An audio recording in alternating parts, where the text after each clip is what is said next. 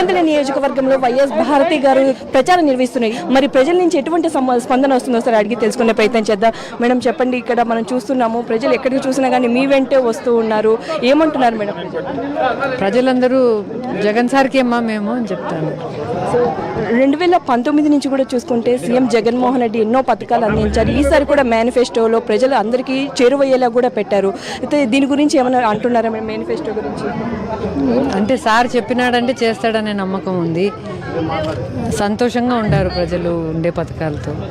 మనం చూసాం మేము 2019 ఎన్నికలు కొంచెం డిఫరెంట్గా ఉన్నాయి. 2024 వచ్చేసరికి మరింత కూడా డిఫరెంట్గా మారాయి. ఇక్కడ కొంచెం రాజకీయాలు కూడా ప్రత్యర్థులు చాలామంది నిల్చున్నారు. దీనికి మీ స్పందన ఏంటి? మొన్న జగన్ గారు కూడా ఆయన స్పీచ్లో చెప్పినారు కదా, పులివెందుల నా బలము, పులివెందుల ఇంతవరకు నన్ను నిలబెట్టింది పులివెందులనే అన్నాడు కదా. సో పులివెందులు ఎప్పటి నుంచో ఉంది మా కుటుంబానికి.